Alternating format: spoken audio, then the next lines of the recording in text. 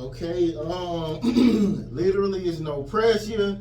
I'm your host, BANGEM BUGG, and today we gonna interview Pweezy. Yes, sir. Yes, sir. How you doing?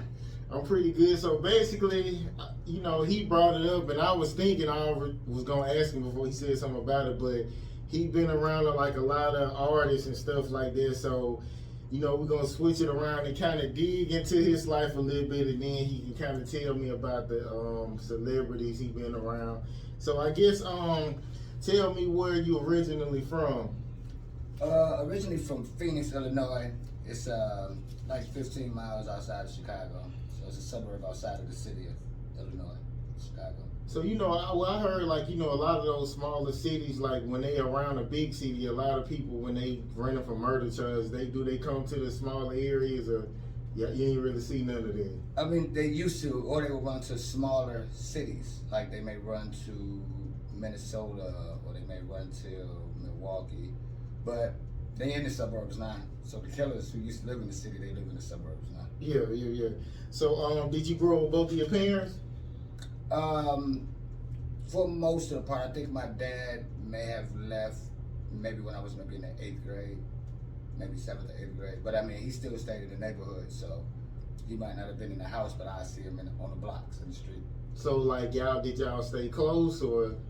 Yeah, all of my family, my mom and my dad, we still extremely close. Okay.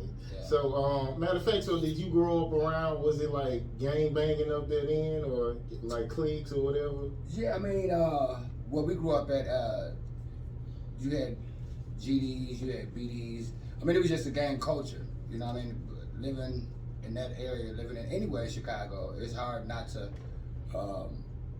have some association with the gangs. It's almost impossible. Okay, so what would you say the most traumatic experience you had as a child? It may have been traumatic to my family, but to me, I was too small to understand the seriousness behind it. But I was born with 3 holes in my heart.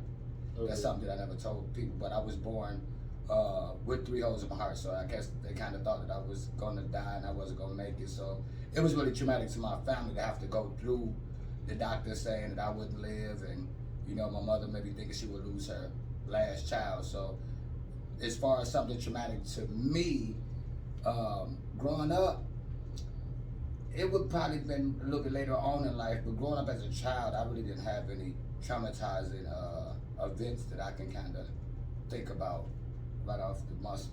You know what I mean? I had a pretty good childhood, being the youngest. Okay, that's what's up. So, I guess, do you got any stories about any stuff that was unbelievable? You seen people get guns pulled out on them or anything like that? But one of the most traumatic things that I can say that happened to me was I was in the streets, and my dad we stayed in the 2-flat, upstairs and the downstairs. It was originally my granddaddy's house. So my dad stayed downstairs and I stayed upstairs. And my daddy's kind of always warned me, like, don't be in that selling no drugs, nigga gonna rob you, and nigga, you gonna die, you think you're slick. But he would always tell me if something went wrong to kind of bang on the floor. But one day, some people kicked in the door. I was actually at home sick with one of my female friends, and she was trying to nurture me back to getting better. And they had kicked in the door, and before I know it, they got the pistol to my head and to my female friend's head, and they wanted drugs, they wanted money.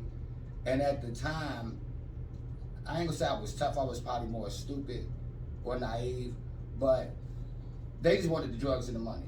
You know what I mean? So I gave them a little money, but I didn't give them all the money. I just gave them something that I had on me. Yeah. And then they wanted the drugs, and then I really couldn't think what to do, so I thought what my daddy told me to do. I bumped on the floor, so I hit it 3 times, and so I told the robbers, I was like, listen, the drugs downstairs. Because I'm thinking my dad was paying attention. We're going to use this emergency exit that you was telling me about. Yeah. So I had, it was 3 of them. One of them, they stripped my young lady. They took her coat, all her jewelry. Her car keys was in her coat. So after it was all said and done, I had to get her car towed back home. But once I told him that the work was downstairs, I'm expecting my dad to kind of know what was going on, but we go downstairs and my dad see me and he see somebody behind me, but I think he think that is my friend. So he ended letting us in the house. You know, the guys put the pistol on my mom and on my dad and his wife at the time. And it was really sad. You know, they asked me what was the drugs at, and I'm steady lying. I'm telling them it's underneath a boat, because my dad used to go fishing and he had a boat in the backyard. So when we go lift up the boat, because the boat is heavy, I don't know how to fish, or I don't know how to fish or swim, so I'd never be in the boat. So when we go to lift up the boat, the damn boat heavy as hell. So when we lifted up, of course, wasn't nothing under there. So that's when he got mad. He hit me in the head with the pistol. But by that time, they had kind of taken too long. And when they kicked in the door and came initially to me, the couch was up against the picture wall. So when they were robbing me, they knocked down the front curtain to the front window that led, like you can see clear through the house. Mm-hmm. So that's kind of how the police was able to see that something was wrong, because my whole curtain rod was snatched off and you could see clear through the house. So by the time they tried to look for it and couldn't find it, they eventually took off running. Nobody was caught, but they did find one of the firearms that they were supposed to be using, and that was kind of that was probably the worst feeling that I've had, because that's when I realized the shit that I was doing in the streets could have gotten my parents and my dad's wife caught up in some of my shit. You know what I'm saying? So it was traumatic to me, because innocent people got to get killed, could have got killed over some shit that I was doing. I didn't say that's traumatic to myself. I'm steady trying to be back in the streets the next day. Yeah. But that was very traumatic, and me and my dad, we kind of joked about it maybe about a month ago. But yeah, it was real then. Yeah, that's scary. Yeah. So was the drugs actually in the house, and you just didn't tell them when they were somewhere else? No, they were actually there, but at that time, I felt if he was going to kill me, he was going to kill me anyway. Yeah. So I wasn't going to give you the satisfaction of me giving you all my money and my drugs, and then you still kill me, because whatever your intentions was, that's what you was going to do anyway. That's how I was thinking back then. And then, you know, when you hit people unexpectedly, you always have that sense of nervousness. So, you know, even if I did know where it was, you know, my mind is so fretted that I can't think right. You know what I mean? But I wasn't finna give it to him. I wasn't gonna just give it up that easy. You know, so, and I mean, I think normal people will, because they don't know if you have it or not. They're suspecting. You know what I mean? So for you to go into someone's house on the whim, you know, you setting yourself up. And if you was gonna kill me, you was gonna kill me if I gave you the money, if I didn't. Because they didn't come in with no mask, they came in bare-faced. Oh, them niggas crazy. Man. Yeah, they all came in bare-faced. I'd never seen them before in my life, though. You know what I mean? I'd never seen them, never served them. You know, so that's how I kind of figured that somebody had put them on me. So you think the female you was with had something to do with it? Nah, she was such a great girl. Like, that traumatized her. And I really felt bad what it did to her. Like, that fucking traumatized that young lady. And I held myself calm, because she was just a beautiful girl. She was green. She wasn't in the streets. She wasn't even looking for a street guy. I just, you know, we just chose each other. But no, that traumatized the hell out of her, you know, and it kind of took a toll on our relationship, because she didn't want me to do it anymore. She wanted me just to leave it alone and, you know, find a job, do something legit with your life. But, you know, by that time, you know, you get addicted to the lifestyle of the money and everything to go along with it. So you know, D-boys always have them crazy stories and stuff like that, and they usually get the baddest chicks. So like, was you that guy too? Like, you had all the girls and niggas be trying to fight you because all the girls wanted you and all that? I mean, well, back then, or you was like low key with it? Well, I'm gonna say this: I didn't date a lot of people from my neighborhood. Yeah. No, I didn't do that. I just didn't. And shout out to all of the baddies from Phoenix, because, you know, that might be one of my biggest regrets, is not dating some of the chicks from the neighborhood, because we had some sexy women in our neighborhood.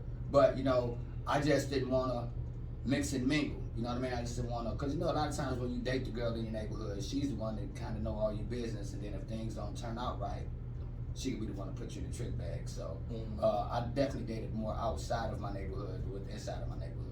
That was smart. Okay, so we're gonna jump to Kaya. I seen a lot of videos of Kaya, so tell me how you met Kaya and what y'all relationship is like now.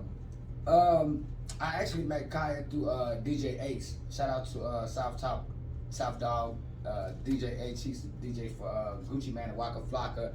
And back then, I was doing camera work.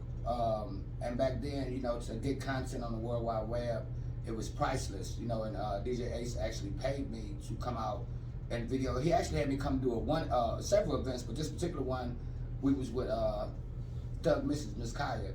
And I did what I would normally do, you know, just interact with the crowd, you know, capture the moment for them, and put it up on the internet so people can see. And before she went on, I just went to go introduce myself to her, you know, just so she could get comfortable knowing who this nigga is with the camera in her face. And I mean, she was really down to earth, you know, just somebody that you would feel like you knew all your life. I mean, she wasn't bougie. She was just like somebody that I thought when I first met her, I'm like, she might be liking me. This might be digging me, you know, because I'm a little arrogant. But she was just really just down to earth, like somebody you had always known. And she was more concerned about how to get the footage. And you know, the way I shot was, if you paid me, you own the footage. It's my content, but you own it. So you tell me, okay, you know it's gonna go on my site. But if you want me to give it to the client, if you want me to give it to you, whatever you want me to do. But DJ Asia said, Pweezy, do what you do with it. So I was putting it up on my YouTube page, and she eventually wanted me to start shooting for her. She was like, well, what I gotta do to get you goddamn, follow me around with that goddamn camera? You know, the queen need that goddamn camera now, shit. You know, that goddamn camera worth a lot of money, ain't it? How much you pay for that goddamn camera? That's my Kaya imitation. Yeah. You know what I'm saying? So from that point, you know, we kind of just clicked in. You know, it was a good time to be on the YouTube. It allowed her to be seen worldwide, where people didn't really know where she was, because she came from an era where the internet wasn't needed as much as it's needed now. You know what I mean? Like, they was just finishing up with ringtones. You know, a lot of people wasn't on YouTube, so to have a platform where you could be recognizable again, it benefited both of us. You know, people started calling, you know, shows started being able to get booked. You know, people talking about you. It started to help both of us. I would definitely say that. Okay, so are y'all still cool now, or? No, we're not. And you know, it's really petty in my opinion. But you know, everything doesn't last forever. Things might be for a season or for a reason. But I thought it was kind of trivial how it ended. But you know, a lot of times when a relationship is over, people want to end situations on their terms. But it was really petty. It was over some content, some footage. But it was bigger than that. You know what I'm saying? Like, when people are ready to end a situation, you know, they're going to end it the way they want to end it. Because if it wasn't that, it would have been something else. But I've seen her since then. Matter of fact, she rides her horses up here at the radio station. So she's been riding horses. You know, they've come through the radio station. So I've seen her a couple times. We've spoken. But we don't hang like we used to, and kick it and go out and things of that nature. Oh, so she live in Atlanta? Yeah, she stays. You know, a lot of people know where she stays, but she stays still, mom. Oh, okay, this what's up. Okay, I guess besides her, like, who would you say, like, the most down to earth person you've met in the industry so far? It's really a few of them. Zaytoven was one of the first guys that I first interviewed a long time ago. Very humble guy, very down to earth, God-fearing young man, and is approachable. You know, I've always had the utmost respect for Zaytoven, because I just feel like he's for the people. He's a people person. He's never allowed success or monetary gain change who he is as a person, and for that, that's definitely honorable. So Zay would be on on my top list, and it's been a lot of them. The ones that stand out, like T-Pain. It's another humble, funny, talented young man who, you know, just down to earth. Like, you wouldn't expect them to have the type of money that they have, in the way that they interact with just what we consider the average person. You know, just really down to earth. But I've had great interviews. Jock. You know, Jock's so down to earth. You know, a lot of times when you interview people, the energy that they give off can possibly detour or help how the interview goes. Yeah. But I never really looked at, I was my own celebrity. I was a hood nigga. That nigga knew I was getting money from Chicago to Atlanta. Like, niggas in the streets knew that I was getting money just staying on the low. So when I got into entertainment, it was more or less just using my journalistic skills to have a regular conversation with people who just got a little extra money or better opportunity. So Mona Scott was another dope interview. She was more impressed with my interview than I was. She was like, oh, you asked some great questions. So I think the talent level and the respect level is going to always be there in entertainment, and the only thing that kind of separates the people is the dollar value of what a person's financial worth is. Okay, so when you was, getting around like the high profile people, like, was they coming to you, or you basically was going out and finding them to do the interviews? It would be a little bit of both. Like when I did Future, Future and them actually reached out to Nightlife DVD. Because by that time I had put out several projects, and they just wanted me to get some content on them. I didn't know that Future would turn out to be the biggest artist that he ended up being. Yeah. But then back then you had a lot of events that they would allow media to come to. So my media company would be invited to a lot of these exclusive events that you can only get to if you was already tapped in. Yeah. So once I would get the interview, I'm on my own. I'm doing my own thing. And there would be a lot of people in there that were, not a lot, but there would be enough media in there, but a lot of the media would be from other places. They would be like from New York, they would be from Miami, they would be from California, because you got to think about it, back then, the market wasn't as big as it was as far as getting the information and the content and all of that. It wasn't as big, so people would come from all walks and ways of life to get the content. Like, we started the BET Awards. A lot of people don't understand that the first hip hop BET Awards started here in Atlanta, and that was because Atlanta had, turned into such a major music entertainment city that everybody wanted to come here. You know what I mean? So I don't know if I got on the tangent with what you asked me, but I don't know. Yeah, the most down to earth person. So. Yeah, and Fiend. Shout out to Mr. Womp Womp. Fiend was a great, and Candy.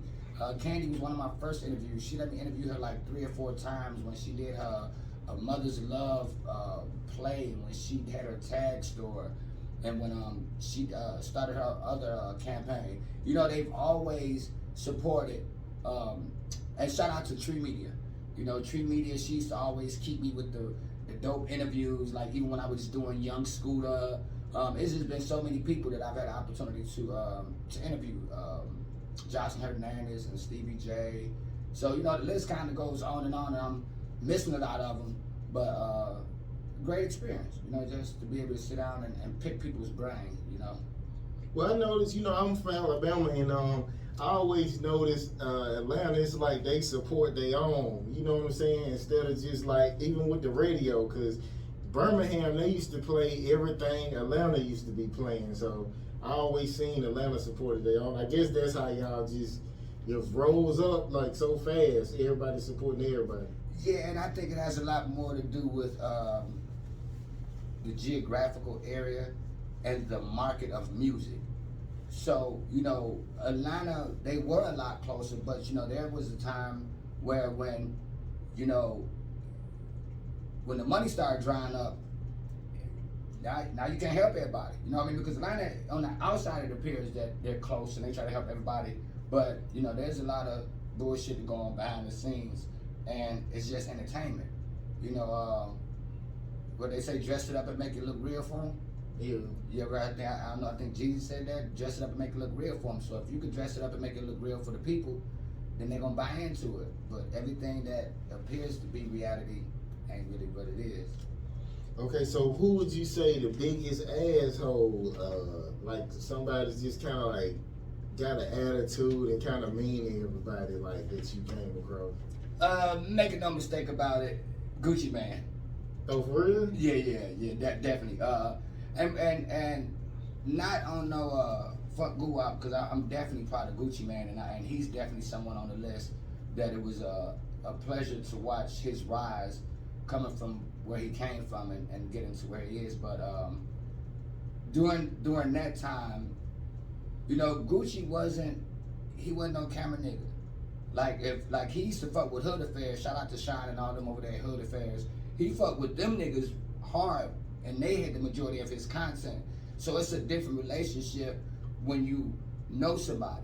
Like I knew of Guwap, and Guwap, you know, from shout out to Mojo, Fotre, HB, the whole crew from Sign Yourself. So I had been knowing Guwap from that aspect. But as he blew up, he just wasn't he wasn't no sit down type of interview nigga. He wasn't gonna get that. You know what I mean? And I came to several of his events. And he would give me plugs. Shout out to Nightlife DVD. Shout out to Pweezy. Now he didn't give me shout outs and he didn't give me drops, but as far as sitting down and giving me that one-on-one, nah, P, I ain't doing no interviews today. Nah, boy, ain't nobody doing that shit.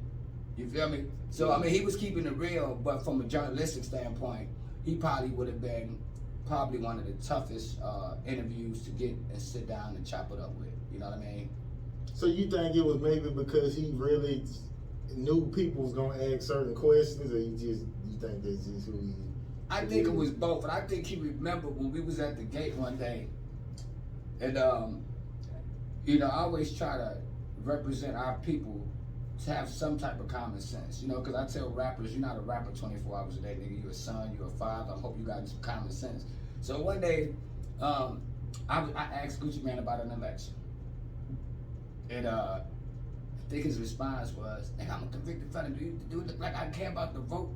You know what I mean? And so I was, you know, a lot of times, you know, you want to bring a different light to artists. You know what I mean? So I kind of tried to take it over to politics, but back then, you know, niggas was just straight hood. They wasn't talking about no politics. Niggas was convicted fellas. They was in the trap house, bricks going in, bricks going out, made 100,000. You feel me? Man, the kind of short we could work it out. So that mindset wasn't on a political realm. It was more, I'm branding this street shit. So you don't mix street with the politics, bro. I don't know nothing about that. You feel me? But I think it was kind of more or less, I wanted to give the artist the opportunity to think and let the fan base know that you have an opinion about something other than street shit and bricks. Usually you can kind of tell like what kind of artist is like intelligent to where they can speak on different topics, because I didn't have an interview. You have an interview and somebody asks you something, you be like, bro, I don't know nothing about that. What would even make you ask me that? So right. And I think I kind of throw you off. That's true. And I wasn't really being smart, but it wasn't probably a question that I would ask.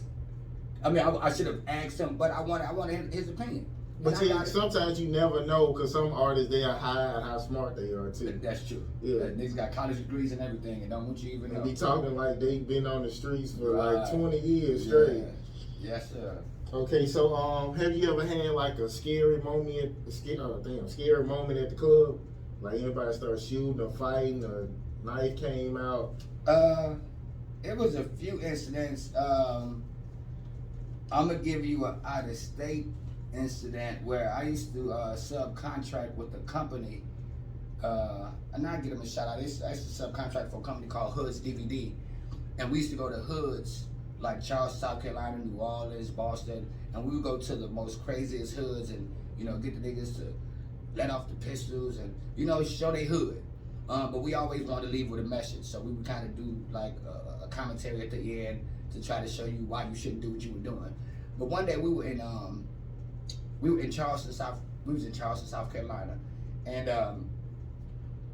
I was holding the camera. Raheem Shabazz was doing the interview, and he was interviewing a guy in Charleston. And Raheem asked the brother, he said, "Yo, for the people that's gonna watch this DVD, tell them how ratchet and how crazy and how gutted this city is." And so he was like, "Yo, on my life, man, this city's so ratchet, it's so gutter, man, we don't give a fuck about nobody. By the end of this segment, man, your fucking cameraman gonna be dead." So I'm holding the camera, and I'm, cause when you shooting the camera, you really in camera mode. You really trying to make sure you got the shot right. Yeah. But you know, I got these two big ass antennas on my face, so I thought I heard what I thought I heard, but before I could make a response, Raheem said, "Yo, repeat what you just said." So now I'm listening all the way in. I'm focused. He said, "Yo, man, it's so ratchet in Chucktown, man. I promise you, your fucking cameraman gonna be dead back." So I'm before you. Hey, I had to cut this, cause he got a gun. He got one of them goddamn guns that you just barely press and they let off 100 rounds. So, nah, it's over. You know what I'm saying? And so I was like, I cut the camera off and I'm like, bro, what are you talking about? I was like, you talking about me? And so he was like, yo, we just doing this for TV, man. We just playing. Nah, we not. Not when I'm seeing you holding a gun, do this thing. So that was kind of scary for me because I wasn't expecting my name, even though he was still holding the gun.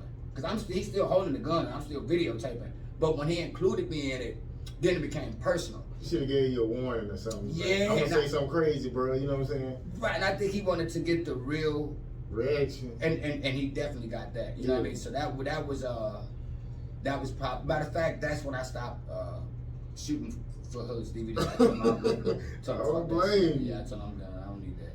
Okay, so do you have any regrets in the music industry or in your life? In the music industry, I if I say I have regret, I'll say not building better relationships with people. And I think, not to make any justifications or excuses for myself, but I think growing up in Chicago and just growing up in major cities, unless you're in a gang or you're in a clique, you don't really gravitate to people.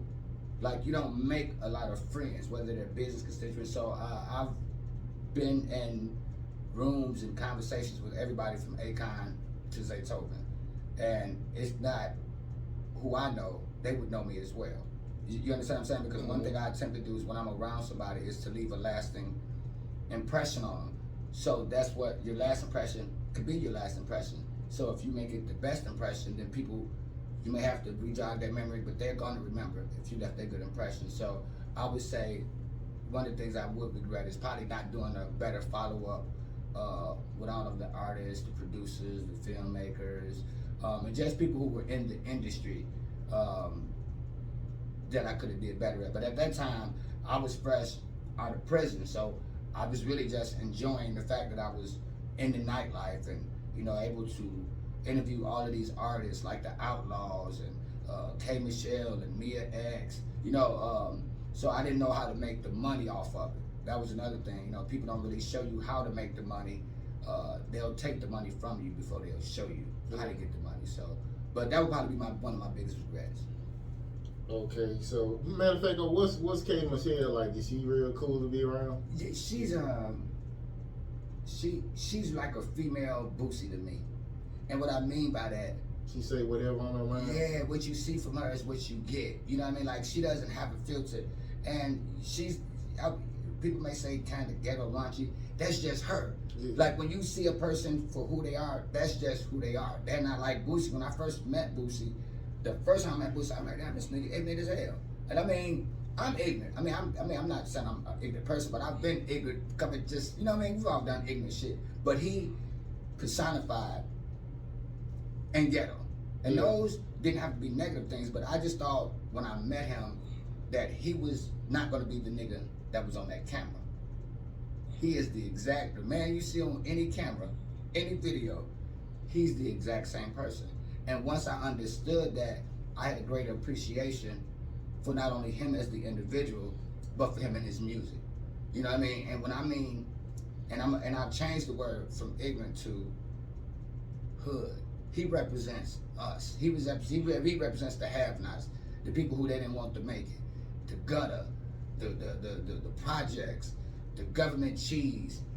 He represents that culture of people, and I'm not ashamed to say that I came from a lower class, and for him to be where he is now, I think he's done a phenomenal job. You know what I mean? And he beat the odds. So shout out to Boosie, shout out to K. Michelle.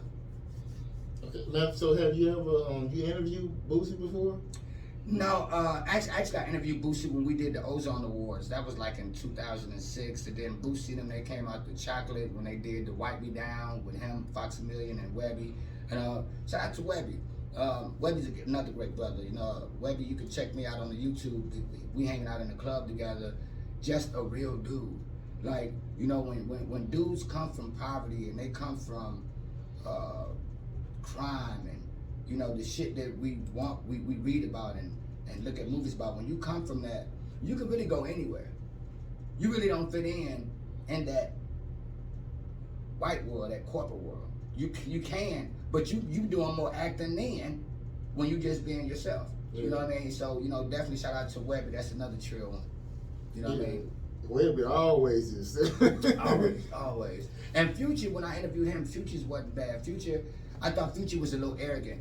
But now that I look at where he is now, it wasn't arrogant, it was confidence. Yeah. You know, he had done his research, he waited his turn, the opportunity presented itself, he took it and he ran with it, and he on Mars, Jupiter, what that song, at the same damn time, on the phone, whipping dope, you know what I mean? So, big shout out to Future as well, because he took it to a whole nother level, as far as success and music, and, you know, keeping Atlanta relevant and people knowing that we putting out different artists for different years, and, you know, all the way up to Lil Baby, you know what I mean?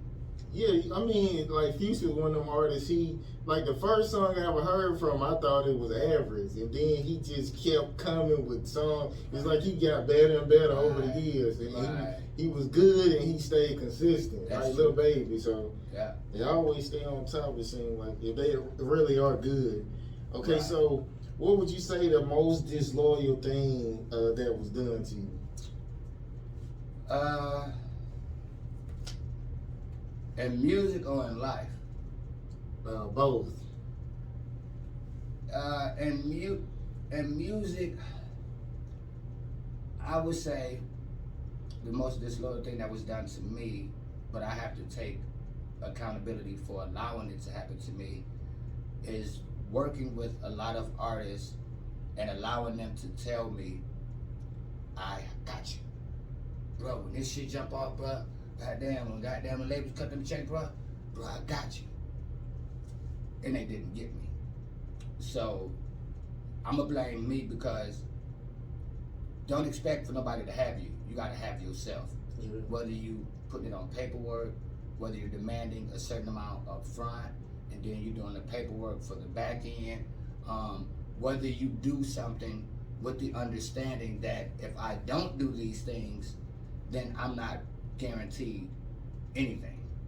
You feel me? So that's what I would tell to anybody. Like, don't allow anybody, your friend, somebody you managing, somebody you representing, somebody that you cool with, somebody that you sleep with, don't allow them to tell you that they got you. Make them put it on paperwork, and make sure you get what you're supposed to get up front anyway. Because if a person say they got you, they can get you right now. Yeah. And on the back end. So when they tell you they got you, make them put it in writing. And if they really honestly got you, they wouldn't have a problem putting it in writing.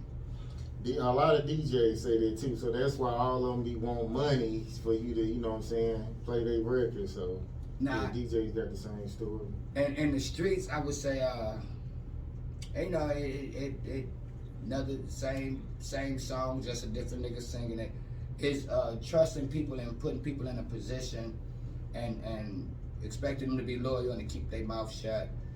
And they tell the police. They sit and write a statement and get you fucked up. You know, and that's another reason why I have trust issues with people, because, you know, people ain't solid. They can't be a man of their word, or they can't keep their mouth closed. But to have somebody that, you know, you've allowed to meet your family, your kids, your wife, and for this individual to sign a statement, and you help feeding his family, and he tell on you, you know, that'd be a cold twist there.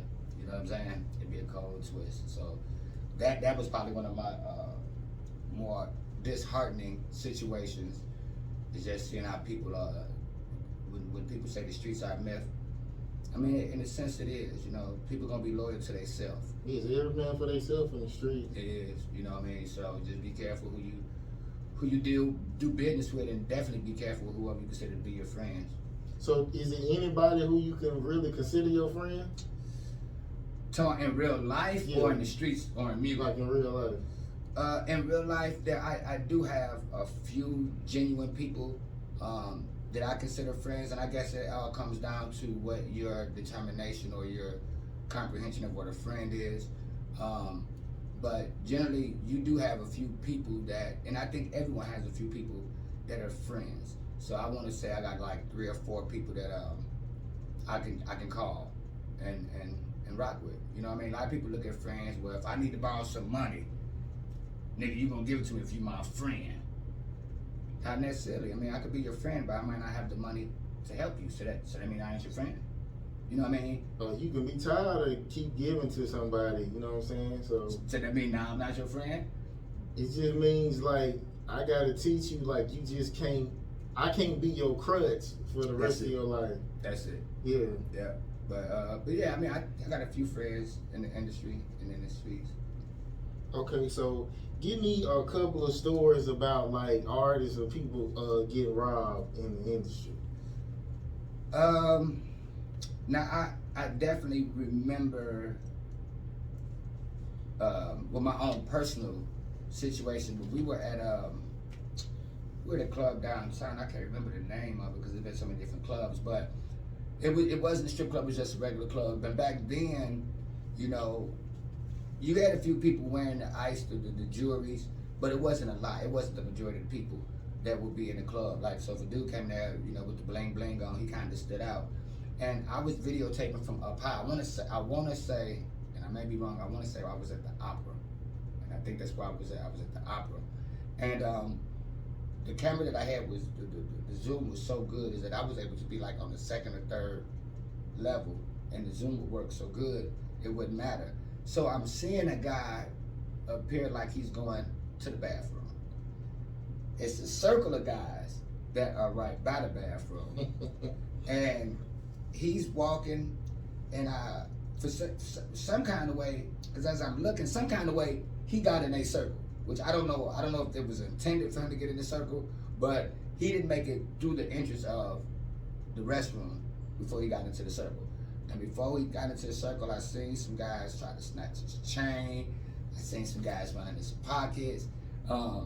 They snatched the chain, but he just took off running. You know, that's definitely one that I seen happen with my own eyes. I actually had it on camera, but I told the dude I wasn't videotaping at the time. Where did you get that? The future, we got to see what them niggas is. Nah, I wasn't even videotaping, and I probably could have, but I ain't getting involved in that. You ain't finna put me in that, so I never gave up that footage. And another time is we was in the strip club. Now I ain't had my camera then. I was in there just chilling, doing me. And you know, people sat back and it be people in the club that's not in the club for the reason that you in the club. And it was this one guy that was up in there. And he was making it rain. He was doing his thizzle. And I seen him go into the bathroom. And I seen a few people go in the bathroom. I seen them come out.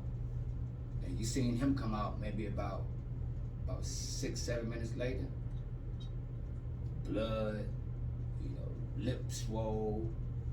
So I mean, you could kind of just put one and one together and see what it was. You know what I mean? I think they waited for him. Because people get their guards down when they get into certain places. You know what I mean? And then you got people that sitting back watching how much money you might pull out your pocket and who you with. So you go in the bathroom. You done had a couple drinks. You're not paying attention to who watching you. You go in the bathroom. They cut the light out. Enough said. You know what I'm saying? You probably couldn't even identify who it was. You know what I mean? So I definitely seen that type of thing go down. So be careful when y'all out here in the nightlife. Yeah, I mean, I mean, you can keep a knife in the club. Like you can get a knife in, but it's hard to keep your gun on you. But I always felt like the strip clubs is a scam. You know, they charge you for they charge you for everything. Right. It's just like, why would I go? Like, I'm not even fucking, man. So right. It's a waste of time to me. That's true. Okay, we're gonna get into like some news. Actually, I seen this story today, but it's a transgender student, 15, was attacked between classes in Cobb County, and the students who attacked him are still in school. So I guess give me your thoughts on the attack, and are you comfortable with calling like a person who was obviously a guy or female? To me, that's really a touchy situation. I feel like, I mean, as far as physical violence on anybody for their sexual orientation or for their color or for any prejudicial purpose, I think that that's definitely unacceptable. And to do it at such a young age, you're already creating a certain type of climate for as people get older. So I don't definitely want anybody to think that it's appropriate to physically harm somebody for the choice of what sexual gender they want. Now the flip side is, you know, how do you get past the point? Okay, just say if they didn't tell you that they were transgender, say they didn't tell you, Yeah. you didn't know, Yeah. and then they finally tell you. Are you just as mad? I think you would be more furious, especially if y'all done messed around or something like that. So if I tell you and you still mad, what recourse do I have? Be like murder or a violent attack. That's what a lot of guys. But you understand what I'm saying? Yeah. I mean, I'm not with the community, but I'm not against them. And coming from Illinois, coming from where I came from, it was definitely unacceptable. Back then, if you were of that community, you know, we said you was in the closet. That's what they say. They speak be like they're in the closet. But now everyone has come out, so their comfort level is heightened because they can come out now. But the people who may not be against it, or who not with it, they're a little bit more uncomfortable. So I think it's more just, you know, communication and dialogue. But I want them to tell me. If I see a woman and I think you're a woman, please tell me if you have been a man at some point in your life. Just let me have that choice, because then I'm walking away. Yeah, I mean, yeah, I ain't yeah. mad at you, but that's what you were, and this is what you is. I know what you is, but I know what you were, and that's gonna be the deciding factor. Okay, so do you think it's right for them? Because, you know, matter of fact, it was somebody when I used to work at, well, I ain't gonna say the name, but I used to have this job, and it was like, the supervisor was like, yeah, if somebody here want to be called, if it's really a dude and they say, I want to be called a woman, they said, we have to call them whatever they want to, or we can get fired. So do you think that's fair? Even if it could be like a person, they'll just throw on a wig and a lipstick and I'm a woman now. You think that's fair? Like, Oh, it's not, and I probably wouldn't want to do it. So if you call yourself Bertha, I'm gonna call you B. What up, B? You see what I'm saying? Yeah. But and that's where we're at now. They're rather for us to be uncomfortable just to make somebody else comfortable. So I really wouldn't agree with it. I wouldn't nut up about it, but I would make it comfortable for me, just as if you want to make it comfortable for you. So if you a dude, you 6'7", big old Jerry Rice football hands, and you tell me you want me to call you Candace, I'm gonna call you C. so okay, so what if the administration come down to you and say, look, you need to call them whatever name or we gonna fire you. So would you? That'd be tough. That'd be tough. Because at that point, I don't even want to call you. I don't want to call you anything. You've created this situation. I don't even want to, you know what I mean? Because now, I mean, you're infringing on my right if I don't feel comfortable calling what appears to be to me a man, but they dress up as a woman. Yeah. And I have to submit to that because now you're trying to mentally fuck me. Yeah, because matter of fact, it was a girl who had a beard and big ass titties, and that she wanted to be called a guy name, and a lady who was in like the gate where we checked in, she wouldn't call her that, and she ended up getting fired. See, that's power. Yeah. You know what I mean? But it's a sticky situation that they have as far as the whole LBG community. But shout out to y'all. You know what I mean? No disrespect to them. Okay, so give me a story about like somebody trying to bully you, but about like nigga don't put that content up, like, cause I get that a lot too. Yeah, I had a few, not too many of them, but back then it would be more because people didn't want to be on the internet. But I remember a few ones, and I'm gonna give you a specific one with my partner Throwback. Shout out to Throwback. You know what I mean? Throwback, don't be getting mad, bro, but you know what's going on. Now we were, I want to say we were in Alabama, and It was me, Kaya. We was at a young lady's house.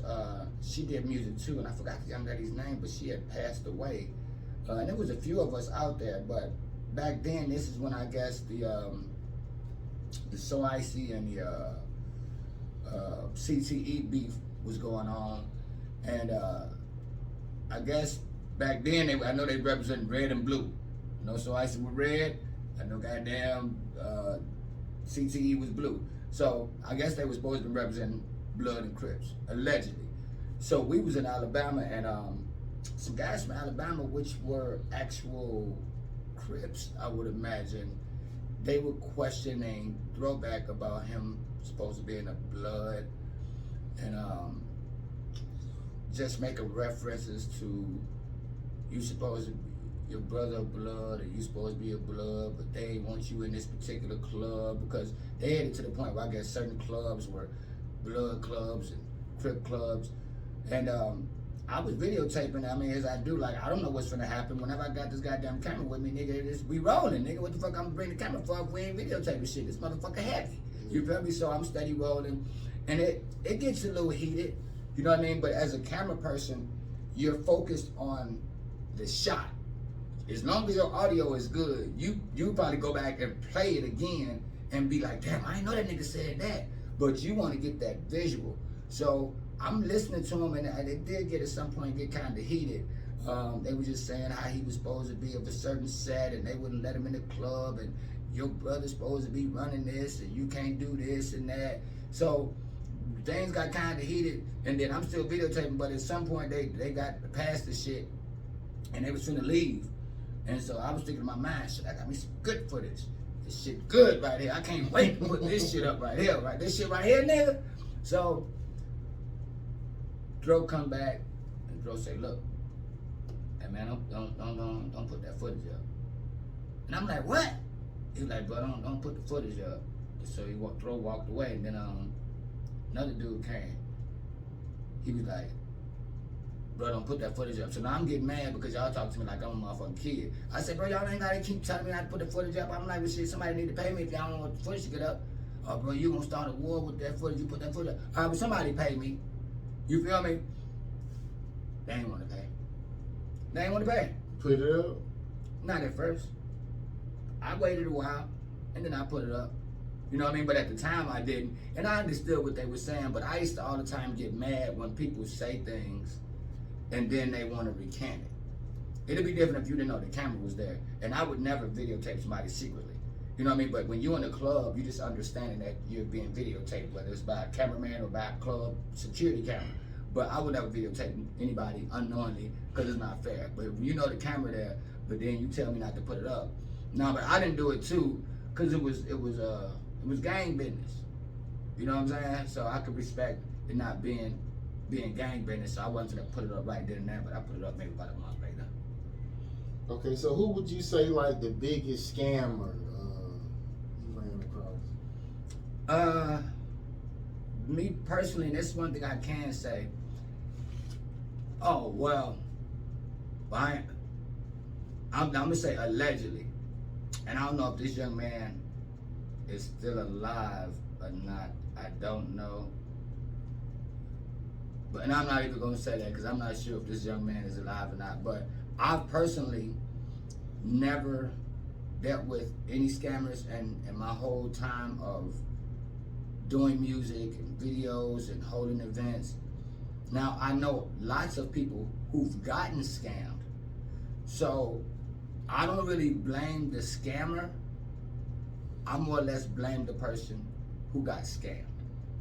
And here's why, because a lot of people don't want to do research. Yeah. If it seems too good to be true, it probably is. And we have this entity that allows us to find out about somebody. If I want to find out about you, I can go on Instagram and ask people. I can tag your name. Hey, I'm thinking about doing business with the big homie. Do we do good business? You can get on Facebook and, hey, I want to do some work with Atlanta radio station. Can anybody tell me how they do business? So a lot of times, if can't nobody validate somebody that's trying to scam you.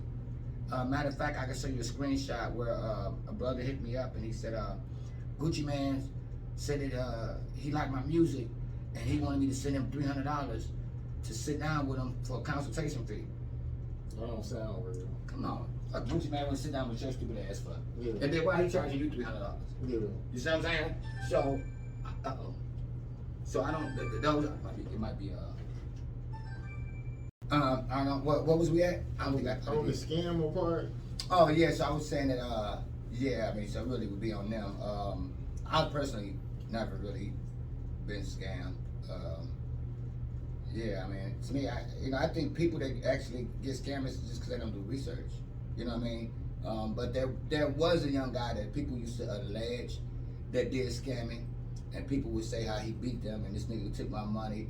But he would always, like the next couple weeks, he would always post the next club he was scamming at. So it's like, I robbed you, and then I tell you I'm gonna be over here at the club next week. So I robbed you, pull up. So that's why I be thinking too, like if they did scam y'all, he's letting y'all know where he at the next week, and he's posting where he's at. So nobody's doing nothing to him. So did he scam y'all, or did y'all just give him the money? Let me ask you this, cause it was I don't know if you know King James or whatever, but he was saying Hood Rich was a scammer. So was it Reggie Hood Rich? The bald light skinned nigga who do the open Hood mic? Rich radio? That's who I was speaking of. I wasn't gonna say his name, but I haven't talked to him in years. It's been a long time. But me and him actually did a club together, and when we did the event, people was getting my DM. They was like, "Look, bro, shit, you might not want to stand too close to this nigga. You know, niggas talking about killing him and doing woo woo and whoopie whoopie woo. You know." And to me, I don't believe what somebody say about somebody. I only go by how somebody treat me. So nigga could be like, bro, that's a shady ass nigga, bro. That nigga did X, Y, and Z to me. If that ain't what he done showed me, I'm not finna just go off what you said, unless you probably one of my closest road dogs. If you just an average nigga, I can't take your word for it.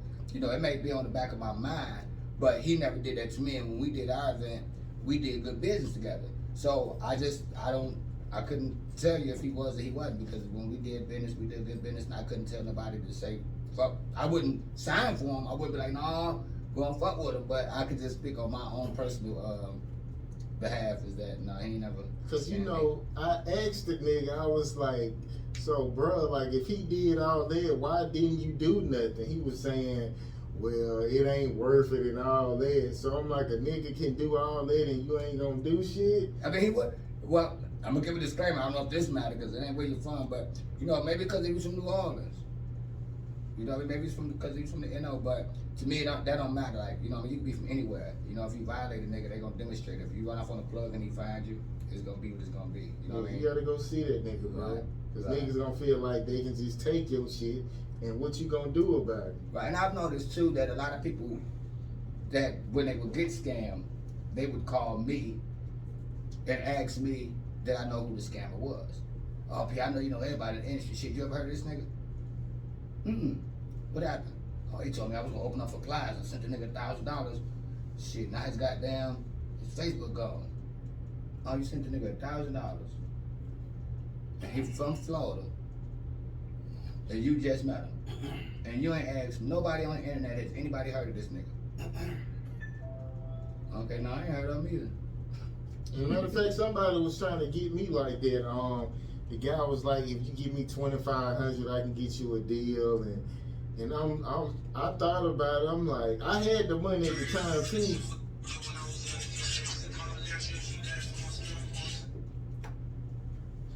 Okay, so what was I had the money, and I was like, if that nigga don't do what he say, like it's on silent? Yeah, I just kidded you off. Okay, I was like, if he wouldn't give me my money, like I would have to kill that nigga. So when I thought about it, I'm like, I'm not gonna do that. And then probably like within a year, like, cause he had like a radio station too. Like his radio station was gone, his website was gone. And when I asked, it was a nigga who I knew who was around. He was like, yeah, he helped some nigga get a deal. But I'm like, I still didn't believe it because I felt like if a nigga, because when they hit my Make It Bounce song, they was like, that shit hard, you should keep pushing that song. And I'm like, well, you know, you need the money to do that. And he was like, well, I can get you a deal and all that, but I just didn't believe it, man. I just couldn't believe it. Yeah, yeah. They say it sounds too good to be true, and sometimes it is too good to be true. Yeah. Okay, so have you ever been accused of something that you didn't do? No,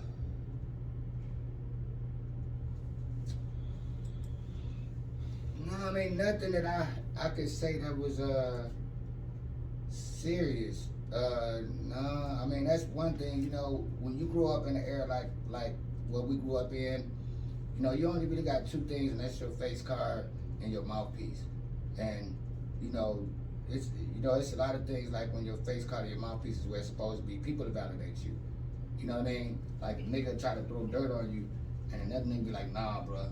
He ain't like nigga. Yeah. You can say what you want to say about that nigga. He might not be that, but I know he's not that. You know what I mean? So I can't really. Oh, yeah, but that's on some street shit. I ain't gonna bring that up. But what I will tell you is, what I will say is, you know, go back to trust. One thing about money will change people, and so will fear. Fear. Like if a motherfucker is afraid of you, they will do anything you tell them to do if they're afraid of you. Yeah. You feel me? Sometimes you can just be real to yourself and walk away from situations. You know what I'm saying? Like, you know, a lot of niggas think like, okay, if I gotta be down for somebody, I gotta ride with them. Nah, you riding with them because you scared of them. I ain't finna be around no nigga that I fear. You feel me? Through fear, you control people. Yeah. So if I gotta be afraid of you, I don't wanna be around you.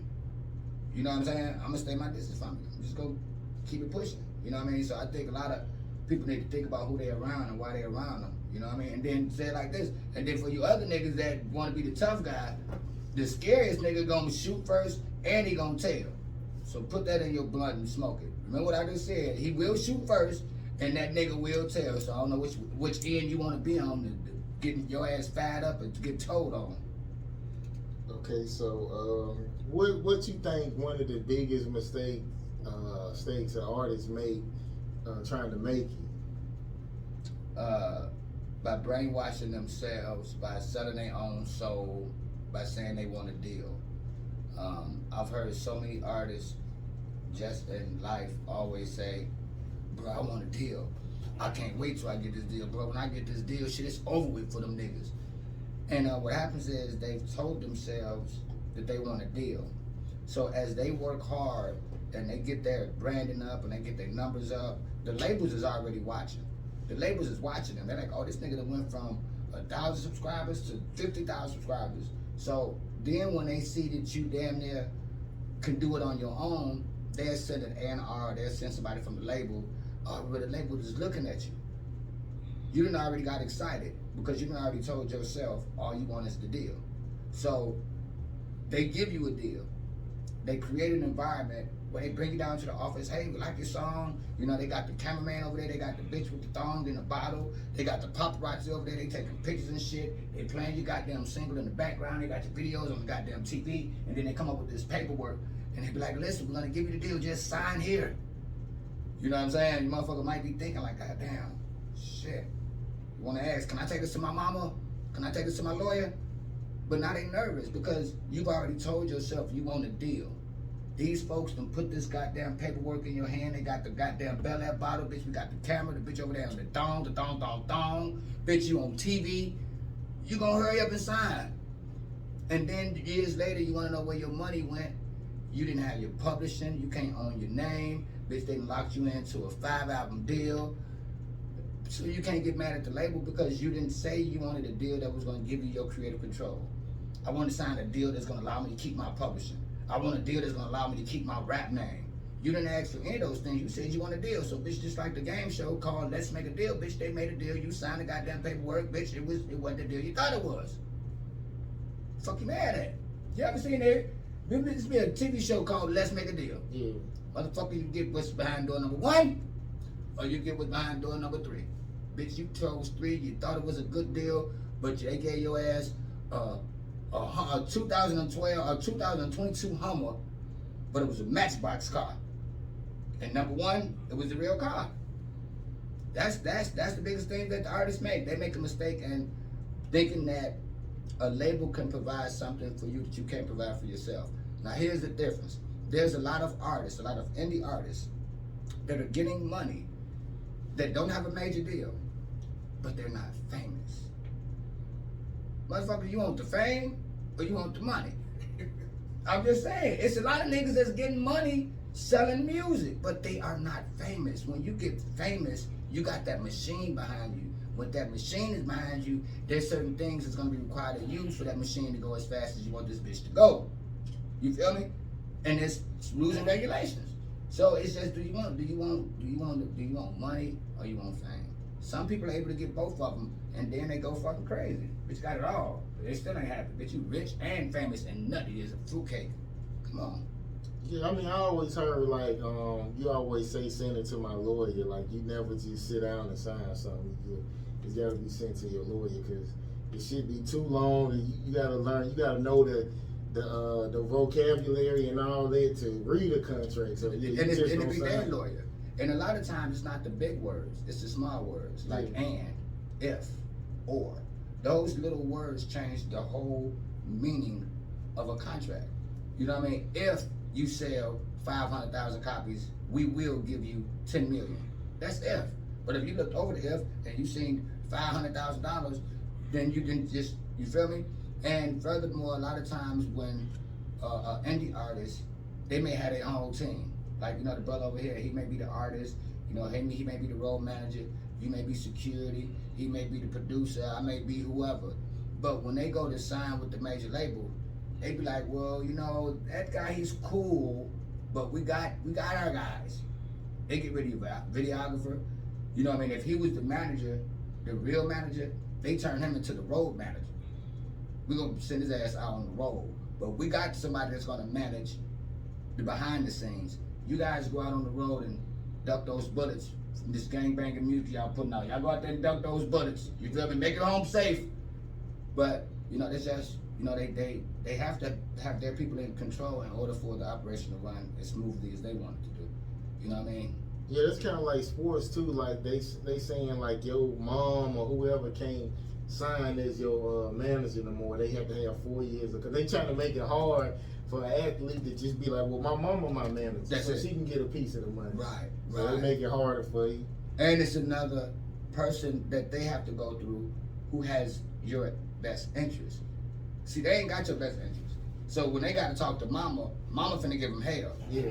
They don't want to have to go through that. They want to go through somebody that could be a facilitator for them. Yeah. That's why it's a lot. If you look at a lot of the contracts that these artists have signed, they're signing on a contract where the label who they've signed to, they're being represented by them. You know what I mean? It's like, okay, you manage me, you distributed my product, you got too much, it's almost a conflict of interest. Yeah. But a lot of artists don't be knowing. You know what I mean? And then they scared to say, well, no, I want to keep JoJo as my manager because JoJo been with me for the last 10 years because they don't want to say no because they think they're going to lose the deal. And you got to audit the company like every year because they say it's they designed to keep your money hid. So you're supposed to audit them like every year. And like Right. Chameleon there was saying, I'm going to tell every artist they supposed to do that. And they had let him out his deal because he wanted to get out and they let him out because he said he was going to tell. And see, and that's why Meek is asking where's his money. Yeah. Come on. Meek was the hottest nigga.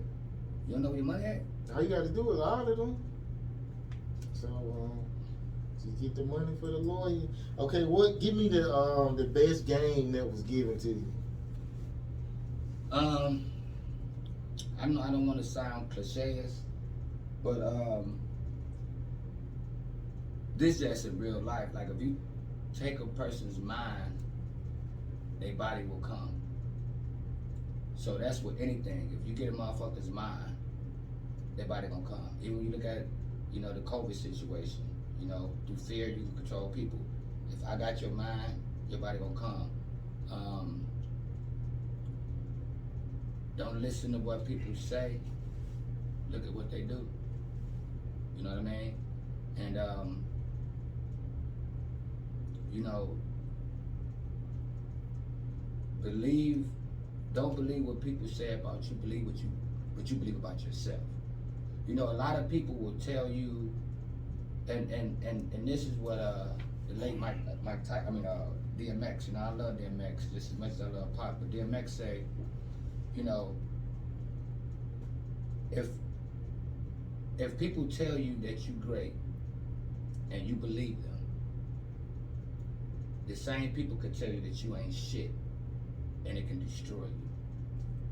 Think about it. The same people that was rooting for you be the same person that could tell you that you ain't shit. And if you believed them when they said that you was the greatest, now you're gonna believe them when they tell you, nigga, you sorry as hell. He said, believe in yourself. And if you got yourself through that door of success, what difference does it make what anybody else thinks about you? You understand what I'm saying? Yeah. I try to apply that to my life now. When people say, oh, bro, you a dope ass radio personality, or you're dope this, you're dope that. That's coming self-assuming. Like when you start letting that shit consume you, because what happens when those people tell you that you're trash, that you're washed up, that it's over with? You feel me? And those are 3 things that I try to tell myself. And last but not leastly, I tell people not to put a monetary gain on success, like a value. You know, like most people, when they think of success, they look at it from a financial standpoint. You know what I mean? When they say success, they think of it in money terms. I tell people that the success is the starting and the completion of anything that you do, and the money will come behind your hustle. You know what I mean? So as you do each episode of your podcast, it's a success because you started it and you finished it. The money come behind your hustle. How hard you gonna keep doing it? How long you gonna do it? You know what I'm saying? And I think if we could look at success differently than just monetarily, you know, I don't think people will be wilding out for this goddamn money. Yeah, I felt like I was great because I had bigger podcasts copying what I was doing, and people who interviewed me, they was mimicking what I was doing. So that made me feel like I was great. Big success. Yeah. Because what they say about flattery, it's the often, what they say about imitation is often. It's the biggest compliment. Well, I forget what it's called, Right. but it's like a big compliment to an artist. Right. When people imitate you, then that's a certain level of flattery. Homage or something like that. Yeah, they may not think they are, but it's like you've already put it out there for them to pick up the blueprint. Okay, so I guess we gonna wrap this up. It was a good interview. We probably can end up doing another one because I know you got some good stories. Oh yeah, some of them on out there and some good footage, man. So if y'all can, just go check out the new YouTube page. It's Pweezy DPE is back. You know, they took my first YouTube page down, so I just been putting up some new content on YouTube. At Pweezy DPE is back. Okay, and literally is no pressure, and we'll be right back.